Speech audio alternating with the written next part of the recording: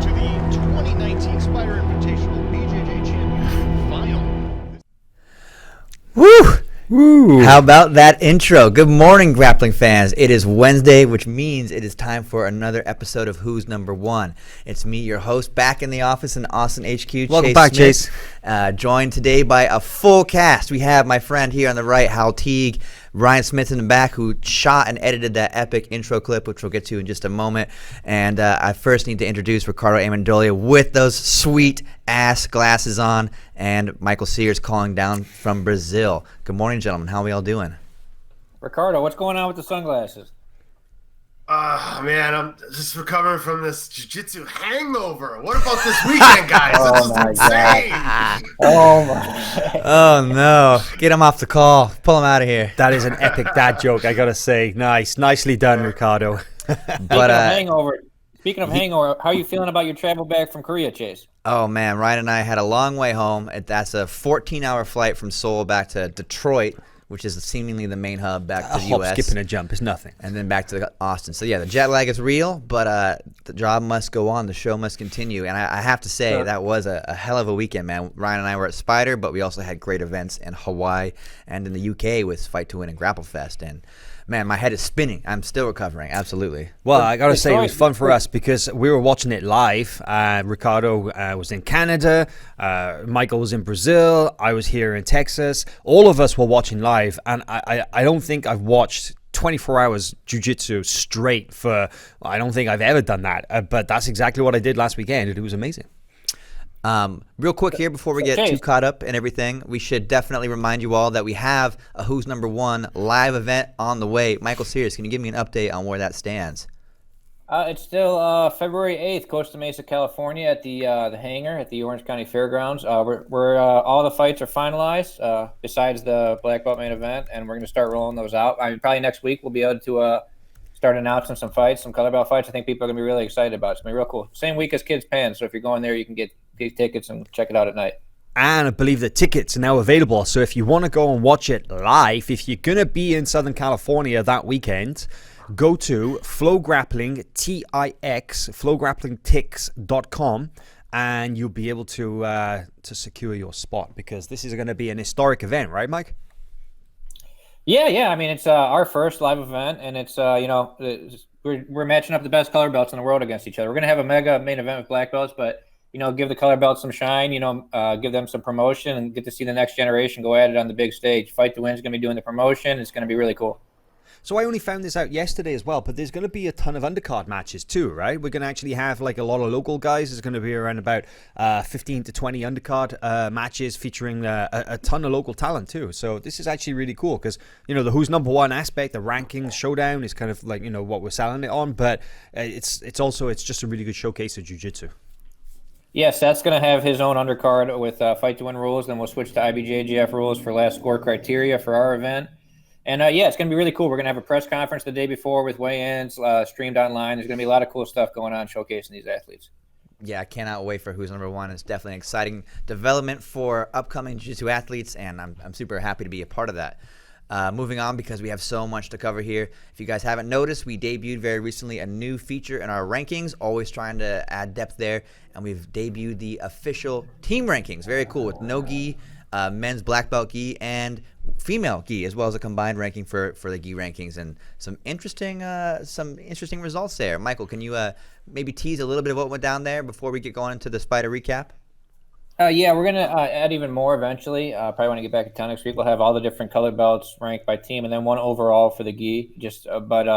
We're just going through. Like right now, it's sort of interesting to look at the gi one because it's just black belt. Tournaments obviously are all the belts combined. So it's seeing who's got the best black belt team, and it's all just based on where their athletes are in the individual rankings. So I believe Atos was first no gi and Alliance first gi. So no big surprise there, but it's pretty interesting. I don't know, actually. For me, it is a little bit of a surprise. I'm not sure if I expected Atos to be number one no gi. Well, look at all the ADCC champs they had. They had Basilio, they had JT, they had Kynan. Then you got Galvao in there in the rankings as well. So you got Tyro Otolo in the mix. They got a lot of good no-gi athletes. Yeah, for me, what I was looking... Hanger's highly ranked too. I think I was more surprised by the fact that Alliance were like number one of both the male and the female gi, because we made a big point of saying the last couple of years the other teams are kind of chipping away their supremacy, but they're still right there at the top, right? Yeah, hard to argue with the results. They have a lot of highly ranked people at black belt. They got Lepri's number 1, Marigali is number 1, but then they have just a bunch of other guys, Bruno, Tinoco, Isaac Doderline. They have a bunch of guys in like the 3 to 5 range as well. And then at female, they have Gabby Garcia's ranked high, Talita. I'm sure there's some other people I'm leaving out, but yeah, they have a really strong black belt team. Very nice. Yeah, good stuff. If you guys haven't seen the team rankings, you can navigate to FloGrappling.com and find those out of the numerous rankings that we have available for you guys. But let's not delay any further. Got a lot to get through. On the top of my mind, let's talk Spyder. Man, what an incredible event. Ryan, you were there as well with me in Korea. Can you describe the atmosphere, what it was like to be in that arena? Because it was something special for sure. It was unbelievable, man. They're, the production value that they put on in Korea at Spyder was unbelievable. And those guys, for $100,000, came out fighting. And we got to see Kynan take down some of the best in the sport on his way to number 1. Yeah, an impressive Ryan, let me ask you a question. Did you maintain your gallon of milk per day, or did you have to take it down a notch when you were on the road? I did, man. I did. Every meal I was trying to get my milk in. You still did a gallon of milk. Oh, my man. That's amazing. The athletes were impressed. They're like, this guy trains harder than we do out here. No. But, yeah, it was so fun, man. Spyder takes great care of all the athletes and the media as well. It's such an integrated event, and what I mean by that is, we're being shuttled around, bused around to all these different locations, whether we're doing a photo shoot or doing interviews, doing the weigh-ins. Everything's taken care of, and we're eating great the entire time. At least the media is. The athletes, some of them are cutting weight. Those guys, some of them didn't eat for almost a day. Yeah, man, that looked pretty brutal, because everything I saw from you guys' Instagram story was you're out for dinner, this beautiful Korean barbecue, and then, there were guys like Edwin, Gabriel, Mateus Lutz who were cutting massive amounts of weight. That must have sucked. Yeah, Friday was tough, and so for those of you who didn't follow the Instagram stories along, there was a ton of things to do the day before the event. We started going at 9 in the morning with like a breakfast and an orientation meeting. Then we did a rules meeting, and then we what else did we do, Ryan? We went to lunch after that, and then we had to go drive to the venue, which is an hour away. Then there was like a walkthrough of the event, and then they finally got the weigh in around 7 o'clock that night. They've been cutting weight all day long. Some had been on weight, for 4 or 5 hours by that point, and we're very ready to eat some food, but. Yeah, it was a great time. I had an amazing trip there. Yeah. What did you guys think about the jiu-jitsu out there? I rewatched all the matches this morning. It was a ton of De La Riva, huh? Basically everybody was using De La Riva out there. Yeah, the jiu-jitsu was okay, I guess. I don't know. It's probably my second favorite event of the year, just behind ADTC. Very rarely do you have such stacked brackets just with nothing else. There's no fluff, no extras, no undercard. And, while I appreciate those things sometimes, it was just amazing from the get-go. But, yeah, I didn't see that much hyper-modern jiu-jitsu. I think Anderson Muniz did a lot of cool lapel stuff in his match with Rodolfo. A great showing from him and Rodolfo. That was a legend in action there. Some people are saying, he's not as... Sorry, Michael, go ahead. I couldn't believe he hit that tilt sweep on Rodolfo. I've seen him hit it on Roberto Jimenez and Connor DeAngelis, and I couldn't believe that he got Rodolfo up. Like how strong is Anderson? Jeez, that was really impressive. But to be honest, I loved watching Rodolfo compete, and he came out in his first match. I think that Rodolfo had possibly one of the best first round matches that he could hope for, because obviously he had a brown belt, the only brown belt in that bracket, and it was a good tune up for him, because this is somebody who's been off the gi scene for a long time, right?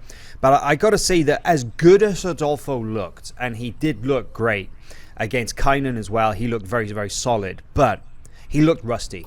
And I think one of the biggest things that stood out for me was the fact that Rodolfo, he wasn't quite pulling the trigger like he used to do. Rodolfo used to come out, he used to grab you, he used to throw you on your head, he used to pass your guard, take you back and choke you out, he just used to just steamroll guys. And what I noticed was that he was letting people set their grips. He was staying there in the position while the guys were setting up the single leg X or putting the lasso in, getting all the grips that they needed, and then fighting from there. And I think that if anything, that was the biggest signal for me that Rodolfo hasn't been in the gi as much as he had, because I think that if he had been a little more active on the scene, then he wouldn't have even been in those positions. Anderson wouldn't have even been able to sweep him. He would have been steamrolling it, you know? Well, something that stood out to me, he got to X guard with the 2 pants grips on Kynan, and I was like, oh, this is going to be a sweep. Rodolfo's going to sweep here for sure. X guard with both pant grips, and yeah, he wasn't able to get the finish, Bill.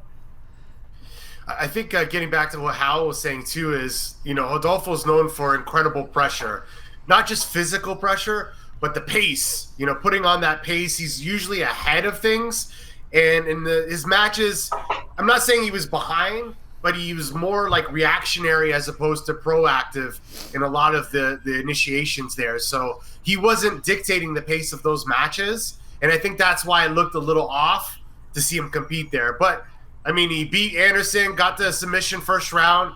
He had kind of a competitive match against Kynan, so props to him for taking all that time off, coming back at a high-level event. Now, we've got a ton of assets that we want to share here, and I think the best way to describe Spyder in a nutshell is the very first match we had, Jonathan Alves versus Jamil, and man, what a way to open the show. Jonathan came out and just... Man, yeah, let's looked roll that incredible. clip. So let's roll this clip here. This blew me away. I did not imagine this match to go down like this. This dude's got a bright future, man. Jonathan Alves. I mean, bold move on Jamil's part to try and bolo him, to double pull and try and bolo Jonathan. But I mean, this guy's got one of the cleanest bolos in the game. It's just incredible the way that this is the first time I've ever seen anybody flip the Baron Bolo in that way as well. Because as Jamil boloed, Jonathan went with it, but he managed to kind of get that inside position, and then he was on the hips and he was on the back and it was done. But no way did I ever imagine that Jonathan Alves would tap out Jamil in the space of a minute. I mean, I'm not sure. Ryan, could you actually do us a favor? Could you pull up Jamil's competition record? Because I'm pretty sure that's the first time Jamil's ever been tapped out at black belt. Yep. How old is he now? 19, 20? How old is Jonathan Alves? Jonathan's 20, right? I think he's 20, but don't quote me on that. But either way, bright future. Just got his black belt opened up. Chase, before we move on from Rodolfo, one question I wanted to ask you: Did he say anything on the ground? Did he imply whether he's going to do more gi tournaments or not? Did he mention that at all? It didn't seem very conclusive. I think his focus is definitely MMA. But who knows? He's it seems like he's open to making more money, and there's money to be had. Spyder had $100,000 on the line there, so I would love it. I mean, I'm sure we all would to see him back. Oh, I'd love it. Yeah. Well, Ricardo, you'll probably agree with this, but Rodolfo was from a generation, right, when there weren't as many opportunities to make money in jiu-jitsu as there are now. So he left to do MMA, which was kind of the traditional path for a lot of those guys. Damian Maia did it, Jacare did it, Rodolfo did it. But nowadays, you've got jiu-jitsu athletes who they've got no desire or plans whatsoever to move to MMA, right? Yeah, I mean, that was the goal back in the day, and I think back in the day, jiu-jitsu training and MMA training were a lot closer. There'd be very common to see people training MMA at jiu-jitsu gyms. But, somewhere I think around 10, 12 years ago, there was a definitive split between jiu-jitsu and MMA training. So now jiu-jitsu athletes focus just on that. And now with the uprising of events and opportunities and, bigger cash payouts like Spyder and other events like that, people can have a legit future just competing. If you notice, Rodolfo was very selective of when he comes back to compete in jiu-jitsu. He did the black belt CBD event about a year or two ago. That was for another big cash prize. And then this one, 100K on the line. So he's being very choosy because he has a UFC career on the back end. But, definitely times are changing once again in the combat sports world. So Rodolfo didn't get into the rankings at all from Spyder, right? Yeah, I think Mike can speak to that. Yeah, I didn't. I mean, obviously he's on that level, but I mean, he only has had one win in the last year, and it's against Anderson, who's a brown belt, so it's hard to rank him off of that, right? I mean, obviously he looked neck and neck with the top heavyweight, but yeah, I don't know. I don't think it's time yet. Maybe he does another match or something. Guys, I just found the Jamil Hill, and yeah, that was the first time he's been submitted as black belt. Wow, impressive stat there for Jonathan. Hal, you just pulled something up. What are you looking at over there? Yeah, so obviously the Spyder had massive ramifications for the rankings at both pound for pound and in the weight divisions as well. And obviously Jamil is a featherweight and Jonathan is a lightweight. But based on that performance over the weekend, Jonathan jumped up from number 9 in the lightweight rankings to number 5. And the pound for pound as well, there was kind of a lot of movement in the pound for pound rankings as well. I think one of the biggest names who jumped up, and he jumped up a massive 13 places, was Levi Jones-Leary. Yeah, we've talked a lot about Kynan so far. I mentioned some other athletes, Rodolfo and Jonathan, but Levi Jones-Leary should absolutely get some of the shine here. He looked incredible, defeated 2 current world champions on his road to $100,000 and become the King of Keens. I believe you have an asset here too for Levi. If you want to find him out there, Caleb. This is his match here with Gabriel Arges coming through. Yeah, this is a big one for him as far as the pound for pound goes, because he beat the middleweight world champion, right? He beat number 1 at middleweight, so this factors in big pound for pound. And I think Levi was a little bit low because he had stumbled lately. He got knee barred at the World Pro and double DQ'd at Worlds, but before that he was on fire. So he has the Euros and the Pans win, and then this win. Remember he beat Lepre at Euros too. So I mean, I think. Man, that's a roller coaster year right there, right?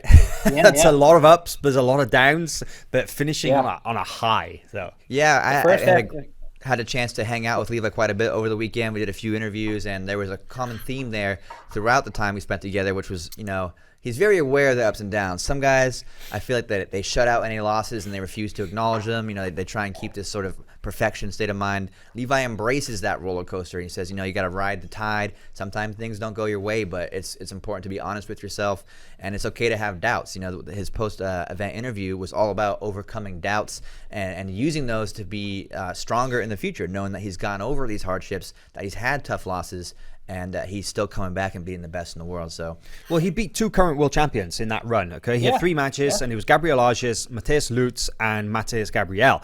And Mateus Gabriel's another guy who jumped up in the pound for pound rankings. He's moved up from 11 to number 7. Right now, he's the most recent 2019 IBJJF featherweight world champion. As you said, Gabriel Arges, 2-time IBJJF middleweight world champion. So Levi had to take out 2 world champions to win that prize. It's pretty impressive. By the way, this little sweep that Levi did right there for Mateus Gabriel, we have a very interesting breakdown coming, and I'll reveal a little bit of a teaser there. He knew Mateus was going to go for that inversion, that roll, because he had studied tape and he learned the move himself, and he even said that he does it himself now, just because he strictly watched it and learned it because he had banked on Mateus Gabriel being one of the matches he's going to have at Spyder. Smart kid. So these guys are going to give me a heart attack with the double pulls. Oh, I know.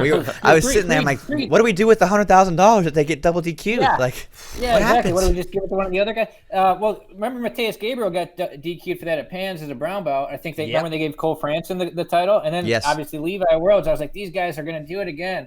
But they pulled it off. But something that really stood out to me was Levi's semifinal against Mateus Lutz, where it's like he just ditched his normal game plan, went right to close guard flower sweeps.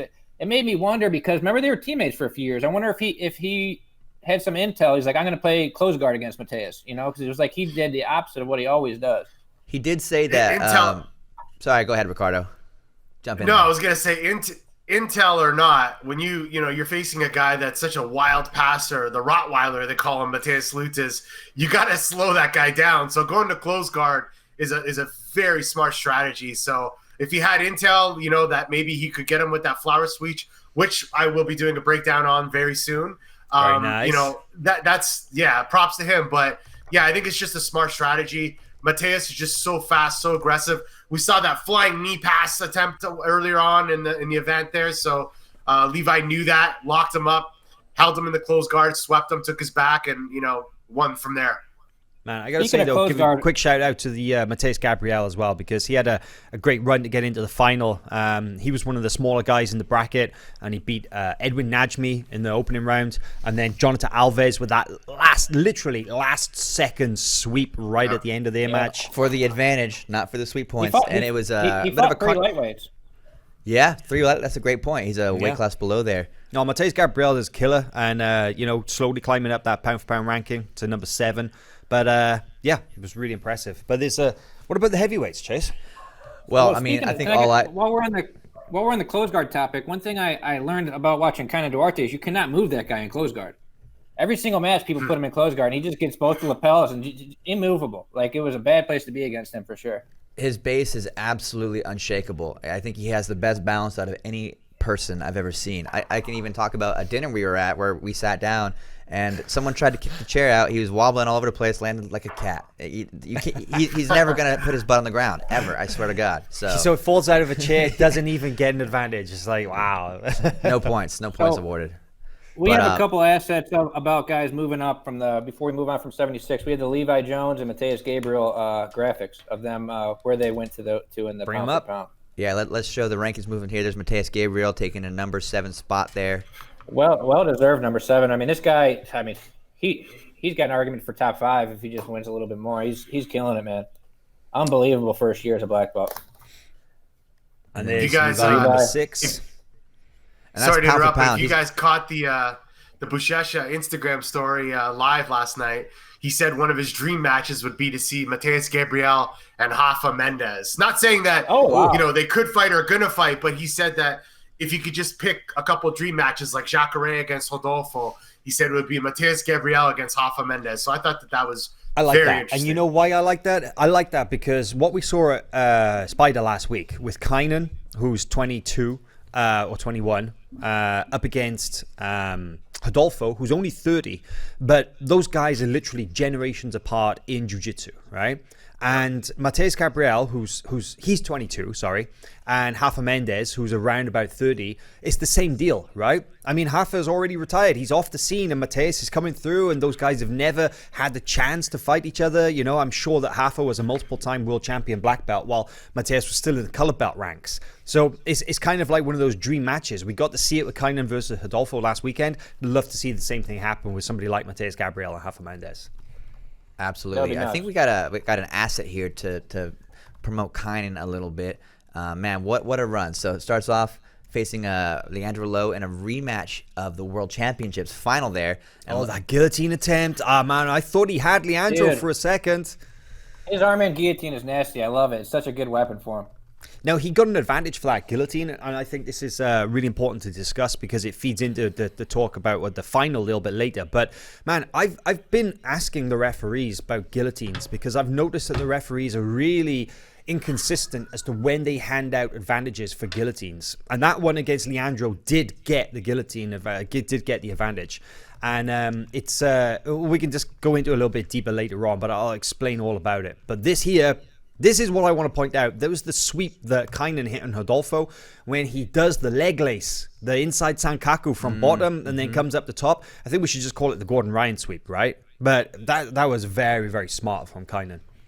Yeah, I mean, Kynan's got impressive strategy. He never made a misstep once, basically this entire year. His pressure from top, passing against Rodolfo right here as well. Rodolfo could not shift him, right? He looked so good from top. Yeah, he came up out that sweep and settled right into a nice little knee cut position. And yeah, he looked unsweepable this weekend. Nobody could score on him. And 3 tough matches, man. What a route. Like Leandro Lo, Rodolfo, Marigali. It doesn't get much tougher than that. You got to put Buchecha in there as the only upgrade you could do. I mean, I think that's why Kynan has now jumped from number 4 to number 1 in the pound for pound gi rankings, right? I think nobody can argue with that. Like, literally, let's pull it up because, right there, like, you got the big shiny helmet and, the $100,000 prize. Yeah.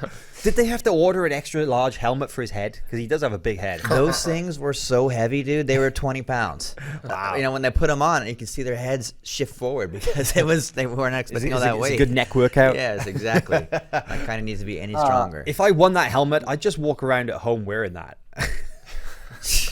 Well, they nickname Kynan has a nickname of Thanos. So I wonder if somebody's going to make a meme of Thanos with his helmet next to Kynan with his Spyder helmet and do some comparisons there. I hope that happens. I truly hope someone out there watching.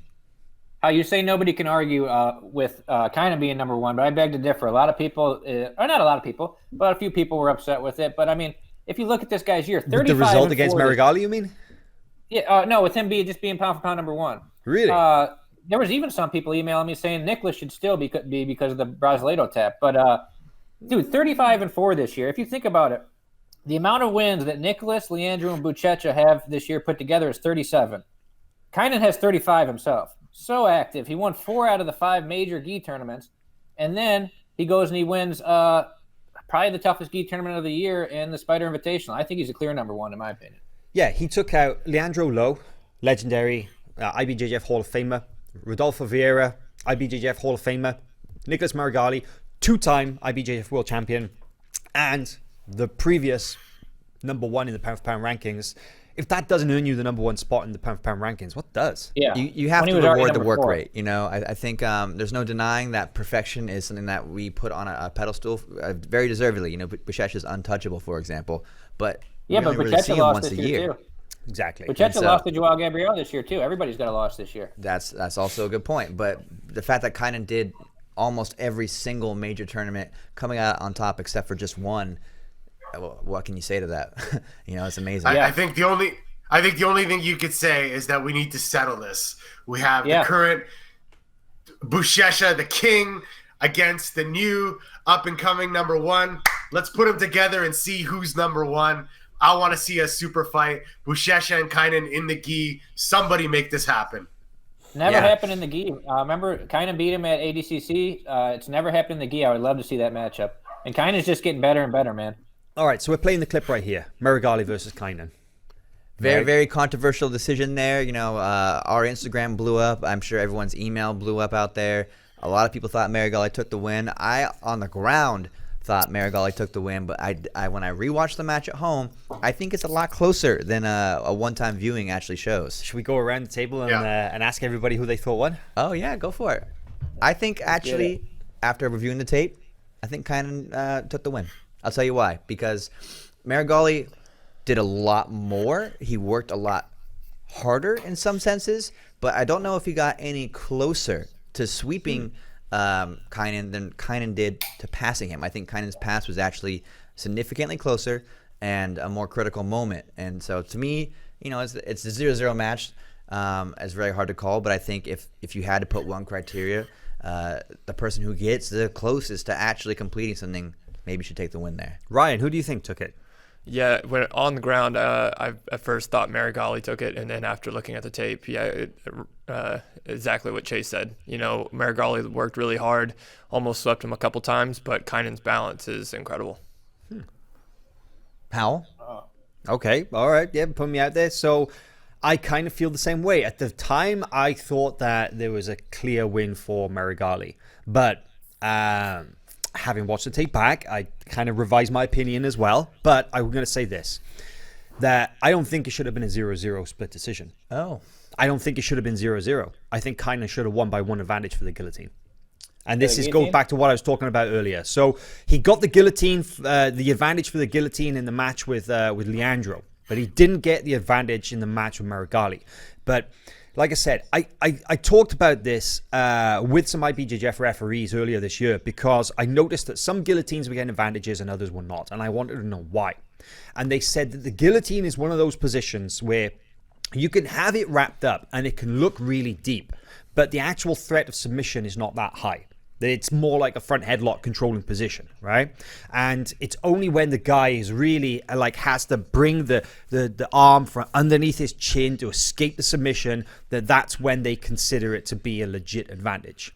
Now, the way that Marigali was backing out of that guillotine, the way that he was hand fighting and struggling to get out of it, obviously I'm not as close as the referee, but for what I saw, I thought it was potentially worth it.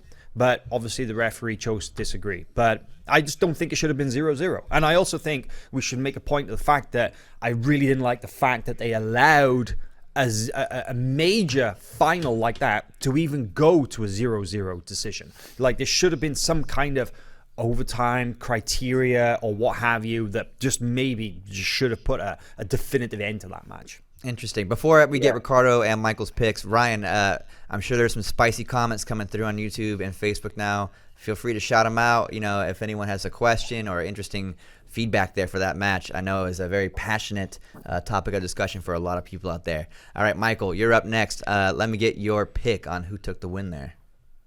Yeah, I'm with Hal that like in a match of that scale where they're just having their own event and they can make whatever rules, there should have been some sort of overtime or something because getting $100,000 on a 0-0 is sort of anticlimactic. But Yeah, I mean, I'm going to dissent here and say I would have gone with Nicholas. I mean, I know my opinion is basically worth nothing here because everybody considers me to be a Marigali homer already. But but at the same time, it's 0-0. I mean, or any types of ref's decision. I said the same thing when Keenan lost to Gaudio. It's like, it can't. It's a ref's decision. It can't be that big of a screw job. And I know Nicholas doesn't want to win by a ref's decision or by points. He wants to win by submission. So, I mean, I think, he's just got to next time go out there and not leave it up to the judges because, I mean, it's very subjective, a ref's decision. I would have leaned enough towards that Nicholas. one out of the three thought that Marigali won, and the other two thought it was Kynan. So that shows how close it was, right? I would have leaned towards Nicholas. I don't know if I would have given an advantage for that guillotine, but I mean, that guard pass was good, and he had the guillotine attempt. But besides those few seconds, I feel like Nicholas was the aggressor for most of the match. I would have leaned towards Nicholas, but I mean, my opinion always on refs decisions is whatever. There's no screw job in a refs decision. I mean, what do you think, Ricardo? So there's a couple things. I dug deep into this after because I knew this was a pretty compelling subject. And initially I was kind of like, well, that was close. So I wanted to let it marinate a little bit, go back. I looked at the IBJJF rulebook, and that if you really go and dig into the rulebook, you go watch the IBJJF videos that they have for scoring. They're amazing. They will help you understand what happened. So let's look at it this way. Essentially, there was 3 sweep attempts against 2 guard passes and a guillotine attempt. Now, there was a second guard pass. I feel like I'm talking like a JFK conspiracy theorist here, but you can't see one of the guard pass attempts because the camera zoomed in really close at the same time. But Kynan had 2 guard pass attempts. He punches an underhook, tries a knee cut. As the camera zoomed up, he backed out. So there was 2 guard passes, which would have been potentially 6 points. Marigali had 3 sweep attempts, which could have been 6 points, but Kynan had the guillotine attempt. If Kynan wasn't known for being a guillotine master, then I would say the guillotine position meant nothing. But we all know Kynan has a really nasty guillotine.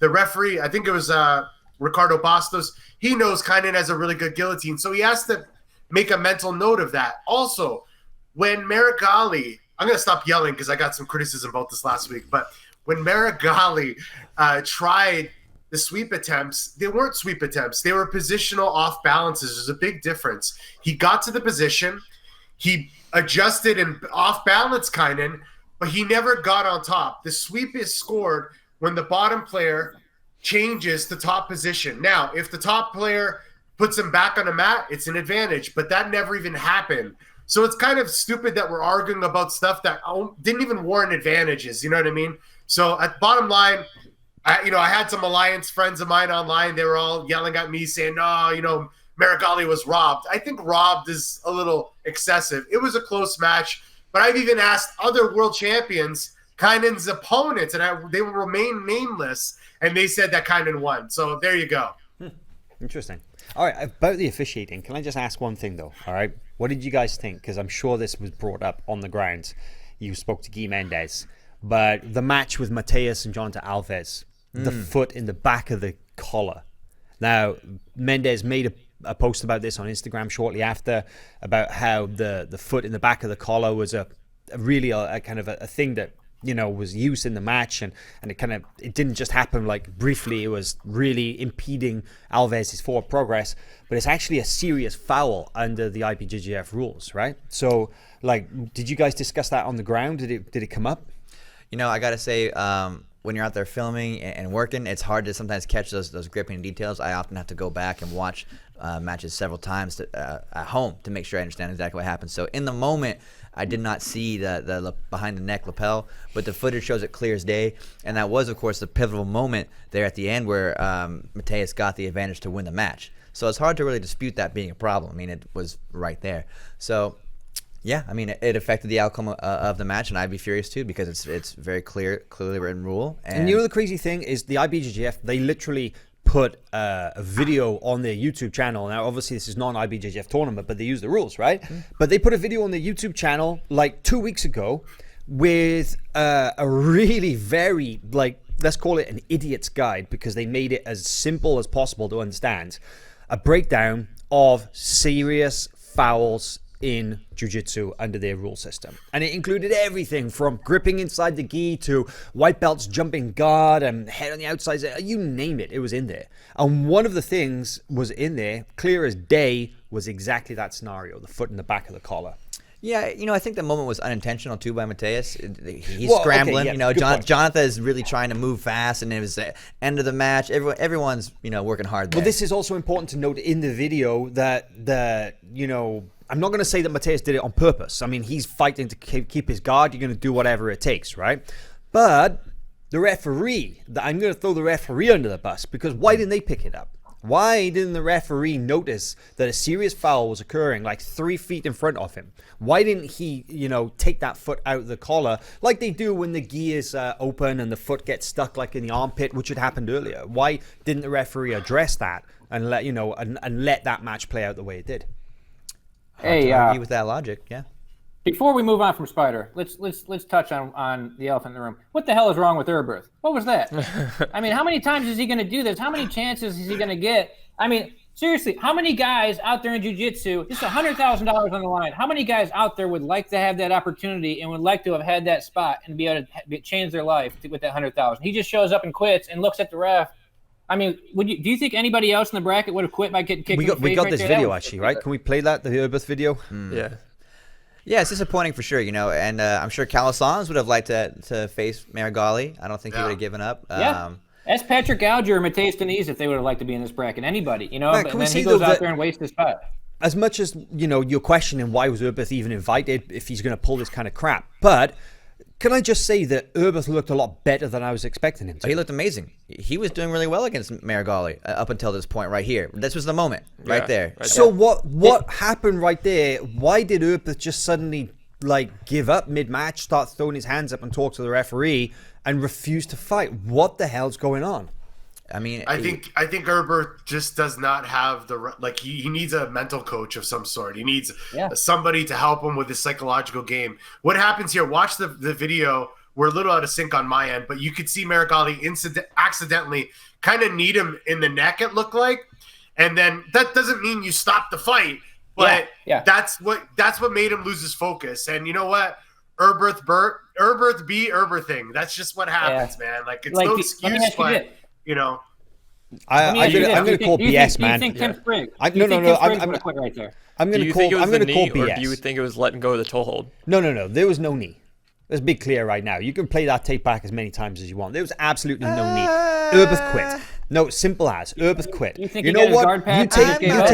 You take knocks, you take elbows to the face, you take knees, you take kicks. Jiu-jitsu is a contact sport. That stuff happens. But there was a knee. You deal with it. There was a small knee. Well, I didn't see him get stunned. I didn't see him. A small knee, a tiny little knee is a little knot. I agree. It's I no agree. different. It's no different getting picked up, dumped on your head, or somebody cranking your arm or something. You just suck it up and you deal with it. That to me is a perfect example of why Urberth is literally the most inconsistent and let's say this unstable bully fighter in this game. Urberth is the kind of guy that he gives up as soon as he gets into a bad position, and that's exactly what happened there. Chase, you were right there. Was there even a submission, or did he just pull like a verbal tap like the World Pro? I mean, Marigali kind of had that Americana or something on top, but it wasn't finished. He sort of just gave up. He just quit. Yeah, he just there was quit. no submission. There was no submission. He let Nick wrap up his arm and was just laying there. It was weird, and the whole crowd was kind of confused. Everyone was sitting around. And Ricardo, you said that he needs a mental coach or something. So earlier this year, after the debacle that happened at World Pro, when his gi was covered in water and it looked like he peed himself, and then he gave up when he got put in a triangle that wasn't even on. He went back to Brazil and he started posting a bunch of photos of him supposedly working with a therapist to do exactly that, to address the mental side of his game. Not working out, right? Hasn't worked. Not working. Yeah. The worst thing for his career was going and making his own team. When he was Lloyd Irvin and when he was Atos, he was unstoppable. When he had someone holding him accountable, I mean, I think he needs to get back with a coach, man. He's 8-5 this year. That's his record, is 8-5. He's verbal tapping to guys like Anton Manenko and Brino Mascarenhas, whoever that is. I mean, he's got to get it together. He's going to disappear. I just don't understand how you can go from tapping out like a world champion like Calisans to just basically throwing your hands up and refusing to fight in the very next match. It's like he's the biggest wasted talent in this game. Urbeth has the potential to be potentially one of the best guys in the sport pound for pound. Right? We've seen it. He's been out there. He's won the world championships. He's beaten guys like Bernardo Faria. He is a phenomenal competitor when he wants to be. Yeah. Biggest wasted talent in the game. Really Ricardo, you got any Urbeth closing be thoughts on that? Urbething. That's all you can say. That's just. What are you gonna like? Again, it's sad because you say wasted talent. It's exactly it. You know, you can't help but remember what he did to Bernardo Faria a few years ago. You know, one of the only guys to bypass his deep half guard and tap him. Like, it's just, he has so much potential, but he blows it every other event. So it is what it is. What You know, like, that's the just, young that's men just who he won't is. remember this, but Urbeth is a lot like Fernando Margarita, right? Margarita was this amazing guy from the early to the mid 2000s who was like considered to be one of the best guys, but then also had this story about how he just went off the rails completely and a bunch of different things happened and became again one of the biggest wasted talents in the sport, right, Ricardo? Yeah, different trajectory though. Now it's time Right. for an Uncle Ricky Jiu-Jitsu history lesson here. Bring it on, Margarita bring it hit on. the pinnacle. Here we go. Margarita hit the pinnacle of the sport in 2001. You're winning double gold at Worlds. After that, he had a motorcycle accident. After the motorcycle accident, he tried to come back, and he never won anything. Like maybe some small tournaments, but he never won anything. Whereas Urbeth hit the pinnacle, dropped, up, back, down, just up and down. So it's a little bit of a different story. But you're right. It's a psychological thing. You know, Margarita was another one of those guys that had so much potential, but his career went from the highest of highs, just kept going, and Urbeth is like up and down every single event. Let me give you some names that Urbeth has beat. Andre Galvao, Felipe Pena, Jaime Lobahal, Bernardo Faria, Muhammad Ali. Like these guys had when he was on, but man, he's really falling apart. Hopefully he gets it back together. I'm guys saying ready? it right now. If Urbeth had his head straight, he could literally be top 3 in the world pound for pound. Really, right? He could be right Yeah, up he made the there. world. He He needs- made the world absolute final one year, didn't he? Yep. He needs a good camp. He needs a coach. He needs somebody to control him. And he had that for a while at Atos. He had it at Lloyd Irvin, and that's when he was doing the best. And he needs a psychological coach. But you know what? Enough about Urbeth. Let's move on. Let's go Grapplefest. Let's go Grapplefest. Yeah. That was a good Spyder was one. amazing, but it wasn't the only event that weekend. You guys are going to have to catch me up as I was definitely dialed in on what was happening in Korea, but I did see some of the results. Grapplefest 7 had an amazing card with guys like Craig Jones versus Adam Warzinski. The Ruotolos were on there. Dante Leon. Tell me what happened there, boys. What went down? I'll take this one because I'll take it as being my countryman. But yeah, right. Liverpool, England. They are doing big things to kind of really develop the submission-only scene there in the UK. Look at this dog right here. Grapplefest, they're inviting every event, they're getting bigger and better international talent. And, well, you can see the clip right here. You've got, that's Cade Ruotolo up Cade. against Jeremy Skinner of Absolute MMA in Australia. The diving DAS, beautiful Ridiculous. move. And man, like this show, I'll just rattle off a couple of names who were there. Craig Jones went up against Adam Wardzinski. Dante Leon had a match with Marcio Andre. Ty Ruotolo took on Tom Halpin, and Cade Ruotolo took Here's on Jeremy Dante's Skinner. back take. Check out Dante's back take right here off the takedown attempt. Oof. And then this is classic Dante right off of the scramble. Works his way to the back. Single This is the leg, way I love that slider. Dante Yeah. works together. That Yeah. powerful wrestling with super technical modern jiu-jitsu game. He puts the two together, right? And that match ended up being a decision. That was an 85 kilogram match, although both guys are really 77 kilo guys. If you're talking kind of like 80cc weight categories, and Marcio Andre potentially, I guess, could even be 66. But yeah, let's talk about some of the results. It was a great event, but Craig Jones submitted Adam Wardzinski, and you can see it Here's here. Craig's This match, submission right here. the Rolling Kimura, Beautiful. Rolling Thunder from Down Under, right? Craig Jones went out. Off a He shindig did kick. exactly the same thing that he did to Tex Johnson at Kasai earlier this year in July. Did that diving Kimura over the top, but whereas he went to the back and he finished Tex, he used it to go straight into this, what do you call it, reverse upside reverse down triangle. That was so triangle. sneaky, man. Like he's looking like he's fully honed in on the arm there, and then just cinches his legs together in a triangle. Very, very clever Double attack. Yeah. Double attack. the rule- Well, the it's a rule- little known fact that it's a little known fact that Craig Jones tunes in and heard me say, be careful of the hook sweep and the butterfly guard of Adam Wardzinski. So he bypassed it, rolled over his shoulder, got the Kimura trap, got the reverse triangle, and get to submission. So you're welcome, Craig Jones. I laid it out for you. Dude, the Ruotolos, too. The Ruotolos Darce attacks were ridiculous. We saw them threaten a couple close ones at ADCC, and both of them were getting it after. And this, they just got these long arms, man. They just dive for those Darces. That Darce, the way he dove, he was in the guard, and he just basically jumped past the guard and hit a Darce at the same time on Jeremy Skinner. It was ridiculous. It really was, actually. I gotta say, it's amazing the way that it's like that gets that full extension on like that uppercut kind of motion. It's so impressive. Really cool. I think one of them should get the nickname Dalsim from Street Fighter. I don't know if you've played that game, but there really are few people more exciting and prospects than the Ruotolo Bros. I mean, I think they're just 16.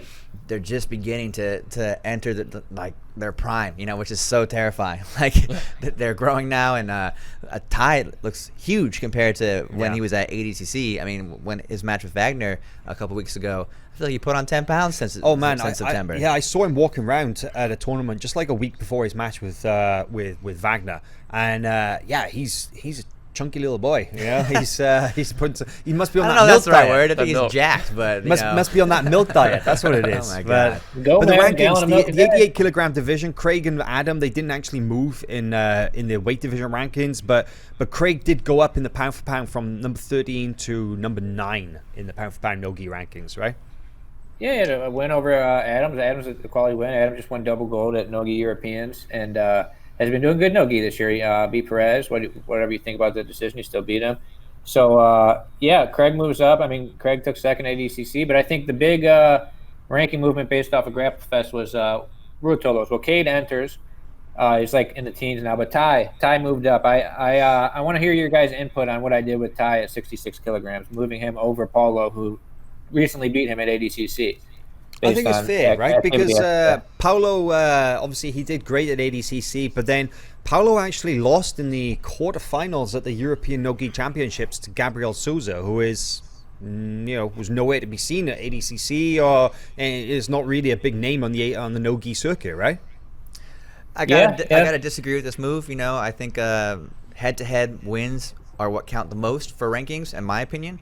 And this is a recent match. ADCC is not so long ago. Even if it was a close match, there's no denying that Ty brought the heat to Paulo in that match. But Paulo ended up taking the win, and I'm not sure that justifies a move over Paulo. However, not totally egregious. I don't hate you, Michael. This is the problem with head-to-head, though. Okay, because what do you think about Ty being ranked over Gabriel Souza? That's where it gets, because then Gabriel Souza beat Paulo. Paulo beat Ty, and then I think Ty's resume is a lot stronger than Gabriel. So everybody's got losses. You can just run around in a circle with these head-to-heads. Ty, since ADCC, he's got this win over Halpin, but he also, close to the decision, but he still got the W. You got to give him credit over Wagner Hosha, who took silver at ADCC. So that's a good point. Okay, yeah. I'm with you now. I hear you. In terms of the pound for pound, I got no problem with that ranking whatsoever. In terms of Ty being number 3 in the 66 kilo division over Paulo and over Gabriel Souza, I think the easiest way to settle it is, can we set up Ty Ruotolo versus Gabriel Souza? Make them fight. Can we just set up matches with all these? Can we have Nicholas versus Kynan again and more Ruotolo matches, please? Yeah. More Ruotolo matches, absolutely, yes. As much as possible. Cade, what about Cade, though? I mean, Ty's been getting all this credit because he's the one who did ADCC. Cade's just as good, and now Cade's getting out there in the adult super fight scene. I'm excited to see Cade get more super fights, no-gi. I think there should be a rule where they're not allowed to fight at the same event, so they can alternate weekends, and we just get like a Ruotolo every weekend forever. I think there should be a rule that, like a lot of competitors, they have their name written on the back of their gi or their rash guards, so we know which one's which. Yeah, more they're defining super scars, please. Or one of them has to lose a tooth. One of them loses a front tooth. And then, that would help. But what do you guys think? Do you guys think that these guys? I mean, the gi season's about to start. Do you think we see the Ruotolos go back into the juvenile circuit, juvenile blue belt?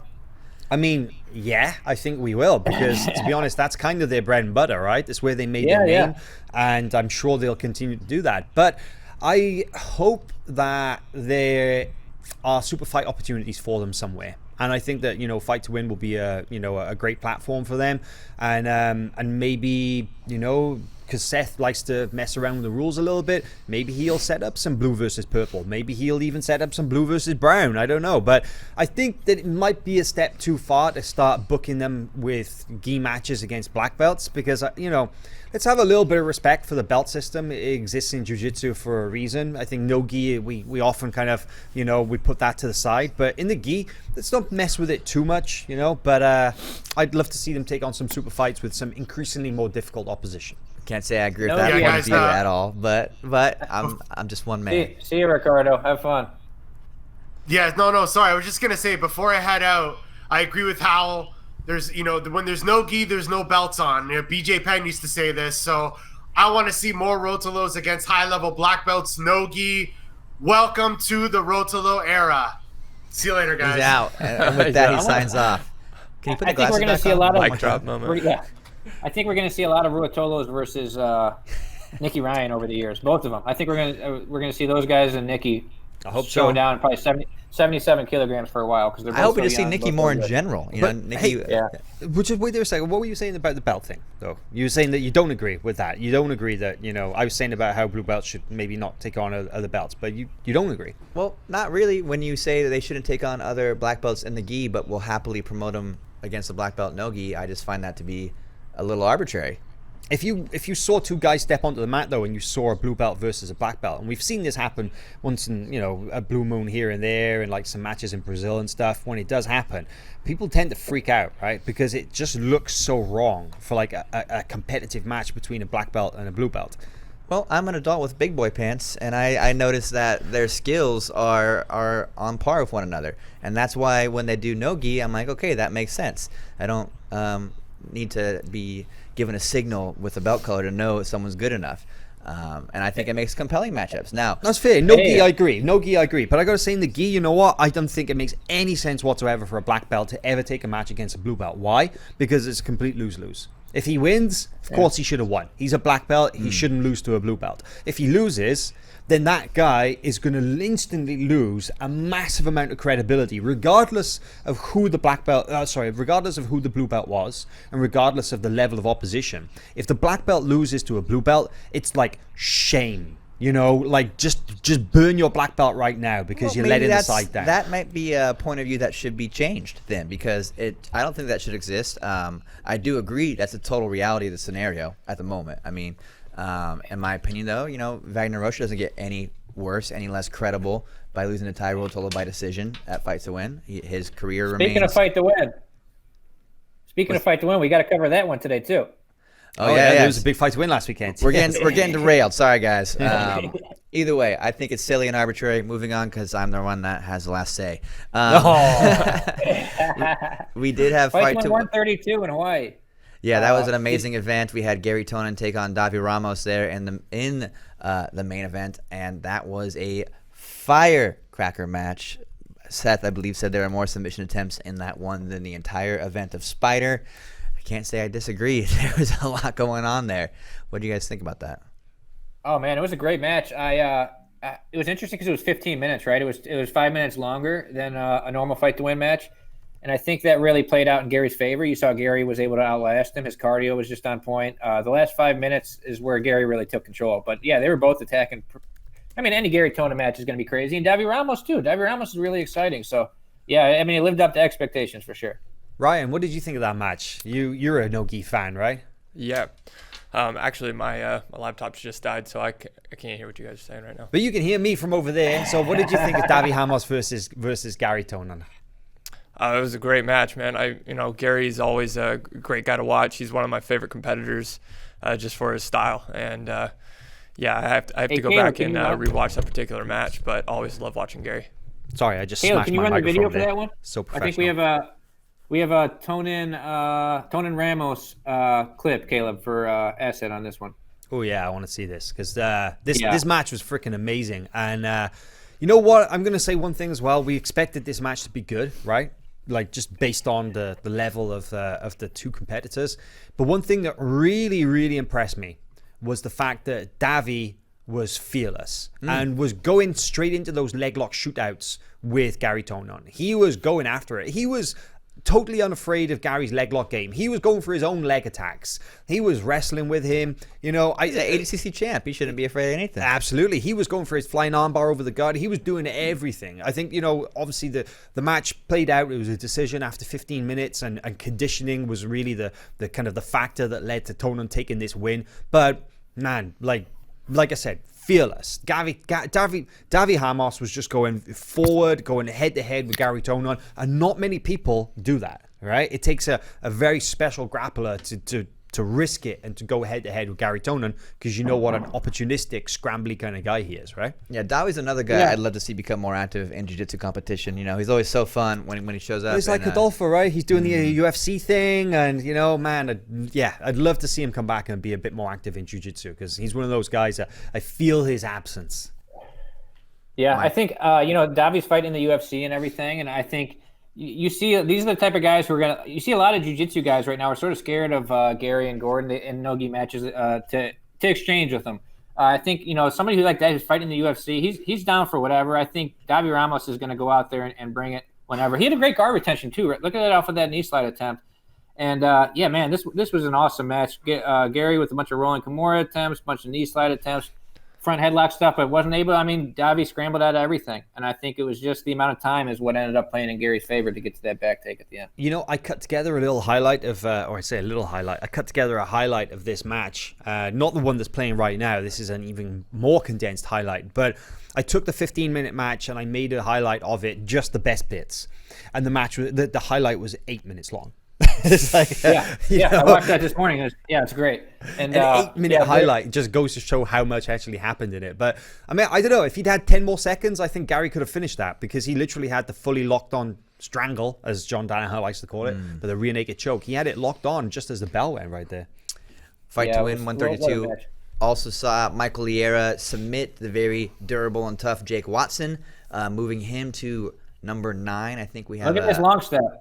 He gets the grips and just keeps spamming these long steps till he finishes it. Just eventually gets the head. And Liera, I think, is like 4-0 or 5-0 now in Fight to Win. He's really doing good in that promotion. And no, he told you guys that he wants to compete more and more in Fight to Win as well, right? Yeah, he said he likes the rule set, and he wants to. He told me in Denver he wants to do as many Fight to Wins as he can this year. So it's looking really good for him. Hey, make some money, you know, improve your record, move up in the rankings. There's no lose in that situation for Liera. Man, look how long Jake Watson's legs are. Like, no wonder he's got to spam that long step, because every time you step, there's another leg. Yeah. Takes the back here. Liera bridges. Watson bridges. Liera back steps to get to the back, and then finishes with a bow and arrow choke here. It's pretty cool, actually, because we mentioned that Michael Liera is super active in the Fight to Win now, and he's been out there a lot, and hopefully we're going to see more of that. But Jake Watson as well, man. Obviously, first year black belt. He's putting himself out there, right? Jake is normally a middle heavy, but he's also just looking to get those reps and to compete as much as possible in the Fight to Win circuit as well. I think this is smart, because Liera's been on the scene good 3 years now, 4 years as a black belt, right? He's been out there. I feel like it's been longer. I don't know. Yeah, potentially, but he's he's literally a world-class black belt. It's great that he's trying something different by doing Fight to Win, but credit to Jake Watson as well, because he's obviously he's looking to build that experience, and no better way than to go up and take these matches. Guys, running. He's got another one coming up. He's got Hibamar coming up too on Fight to Win. Oh wow, Fresno, December 7th. That's going to be good. Don't forget AJ Agazan versus Ari Farias on that one as well. Is that the final Fight to Win of the year? It is the final Fight to Win of the year. Yeah, it's the final fight. I like that. Final Fight. Did you ever play that video game? Final Fight. No, I can't say I have. You're too young for that one. It was like a coin op. It was an 80s. I think it was an 80s coin op arcade game, and it was freaking awesome. Nice. All right, guys, we have just a few more minutes here. No, keep going. Let's keep going. We're good. Okay. All right. What do you want to move on to? Third Coast Grappling? We got Third Coast Grappling, our final agenda or topic on the agenda here. Of course, that's Gordon Ryan versus Bo Nickel in the main event. Bo is a extremely decorated wrestler here. I think we have an asset we can play to show off some of his skills. I got to say, not my domain, but Michael, you might have some info for me here. Yeah, who is Bo Nickel? Who is Bo Nickel? Very, very high-level wrestler. 3-time NCAA champ. Went 123 with like 60 pins at Penn State, so ridiculous career there. He won the Hodge Trophy, which is it's like the MVP of the entire season one year. So one person in college wrestling gets it every year. He won the Hodge Trophy. And since then, he's on the international scene now, and he just won under 23 worlds of freestyle at 92 kilograms. So very athletic. He's a very exciting wrestler. Hits a lot of. He's a pinner as well, right? Off the wall stuff. Yeah, big time pinner. I mean, his last couple of years in college was just ridiculous. He was just toying with people basically. So I mean, this is Gordon's going up against one of the best wrestlers that the country has, and I mean, one of the best in the world. And I mean, Gordon can't pull guard. So unless he just does a Kynan from ADCC and just gives up the takedown on purpose, I mean, he's going to get taken down most likely. I mean, it'd be really surprising if Gordon takes him down. But once it gets down there, it'll be interesting to see how it goes. I mean, I have no idea. None of us have any idea what Bo Nickel putting the hooks in right there. There's a back take right there. So he's a leg rider as well, huh? Yeah, throwing in the legs right there. So, yeah. Hey, let me ask you something. To see how it goes. Let me ask you something, Mike. There was a lot of talk between Gordon Ryan and Pat Downey, right? After Pat Downey had that hybrid wrestling rules match with Nick Rodriguez after ADCC, everybody was talking about, well, Pat was saying about how he wanted to come and he wanted to try and have a crack at Gordon. Is Bo Nickel a tougher match for Gordon than Pat Downey?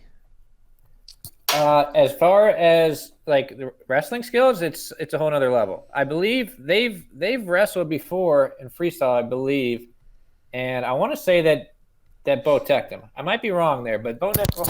Sorry, lost my. This is the problem with cauliflower ears, right, Mike? Your earbuds, your earbuds keep falling out. You need to get you some big cans, dude. I gotta get something. So and the side with my really bad cauliflower is where the mic is too. But no, Bo Nickel's wrestling accomplishments compared to Downey aren't. I mean, Downey's no joke. Downey won 2 or 3 matches at Worlds this year, but I mean, comparing their domestic success, Bo Nickel's on a whole nother level. And I mean, this is it's a marquee matchup, and I just think it's really interesting because we have no idea what's going to happen when it gets to the ground. What Bo Nickel's game is going to look like. I mean, he's an elite athlete. It's going to be hard to sweep for sure. But will you guys hear the rules as well about what they're going to use for this? Yeah, so it seems like the rules will favor the grappler, or jiu-jitsu athlete, I should say, because there's no guard pulling. However, the wrestler must engage Gordon on the ground in this case. Right, and also Gordon does have some limitations, though. He's not allowed to use leg locks. I think that'll be okay. I think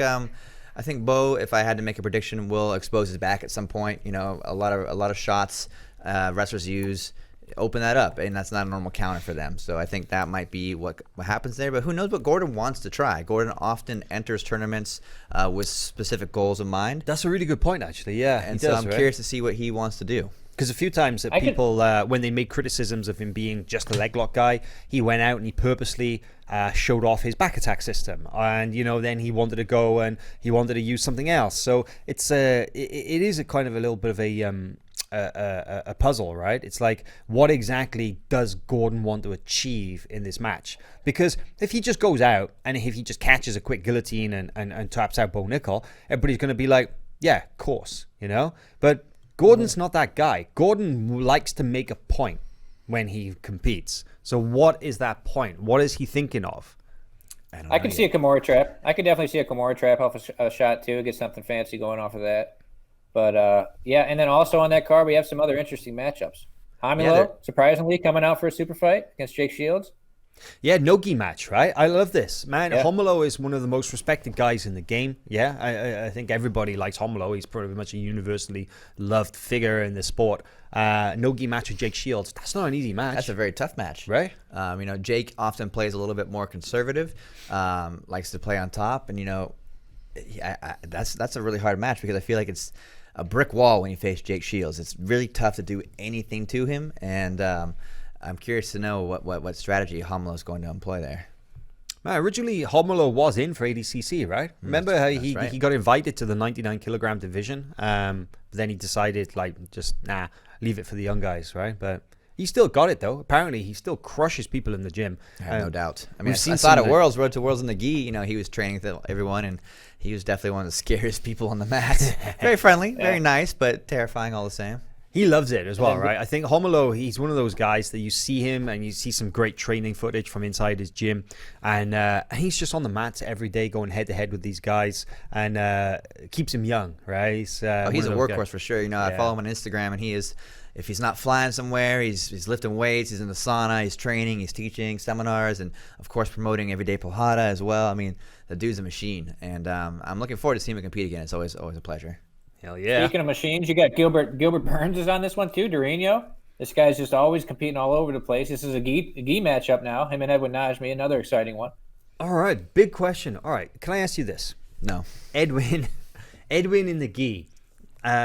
Based on what you saw last weekend, he was there competing in Spyder, going up against somebody like Dorino.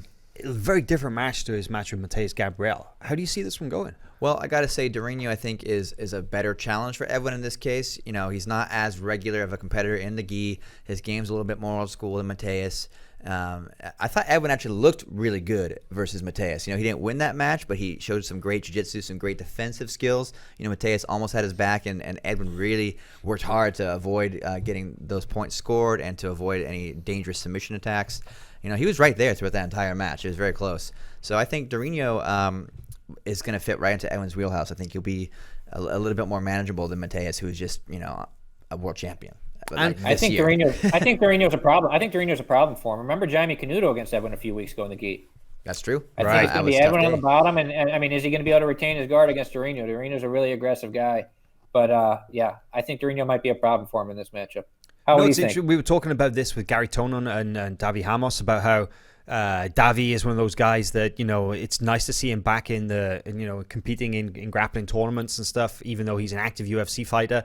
Dorino is the exception, that he is the active UFC guy who never left grappling, right? He's always been around. It's gi, no gi, doesn't matter. If he's not fighting MMA, he's fighting in a grappling tournament, and sometimes like just a week apart. He'll have had a UFC fight, and then he's like, "Oh, I got a free weekend next weekend. Let's go compete in the grappling. Let's take a super fight. Let's do this. Let's do that." Man, freaking love that about him.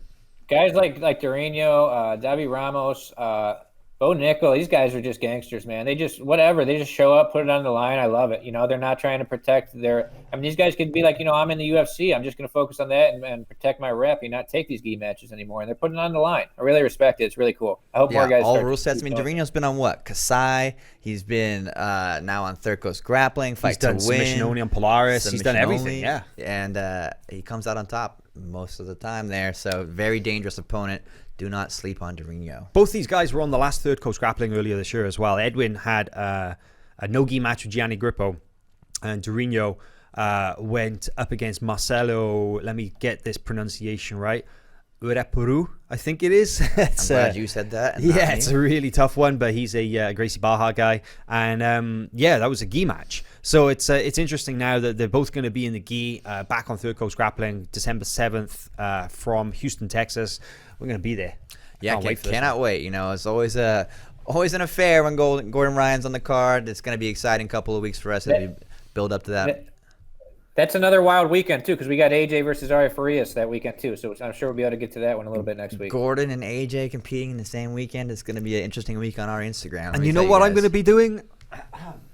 As he drops off the screen. I'm going to be doing this because the thing that I love about the Flow Sports app is that I can take it with me wherever I go. So what I can do is I can just punch up wherever we are, the live experience, and I can literally be sat mat side. Oh, look at that. Glitch in the matrix there. I can be sat mat side watching, say, Jake Shields up against Homolo and Gordon versus Bo Nickel, and I can also be live streaming from wherever I am, from the power of the internet. I can be watching Ari Farias versus AJ Agazarm at the same time. There you have it, folks. I don't think you'll ever be hired to be a spokesperson for someone else, but I do appreciate the enthusiasm. The app is sick. It is super reliable. I think best kept secret about FloGrappling. Yeah. If you guys don't have the app, and you can also access all of our other channels there, like Flow Wrestling, for example, Flow Combat, and so on. Whatever you guys' interests are. But I think that takes us up to the bell here. It's been an amazing episode of Who's Number 1, number 5 in the books. We'll bring it back to you guys next Wednesday. It's every Wednesday at 11 a.m. EST. Michael, thanks for calling in there from down in Rio. Ryan, charge that laptop. We'll see you next week. And I got to get something that fits my ears. I got to get get some sticky tape.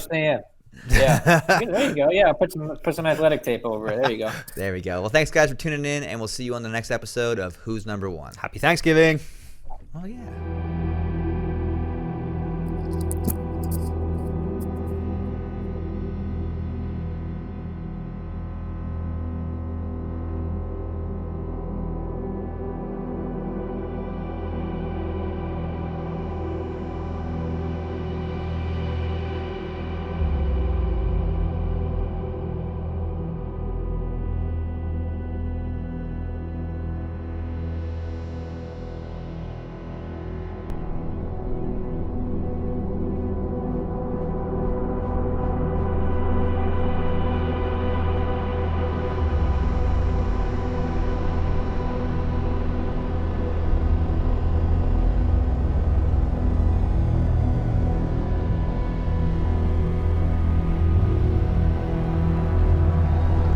What's up, Grappling fans? Welcome to the 2019 Spyder Invitational BJJ Championship Final. This is the King of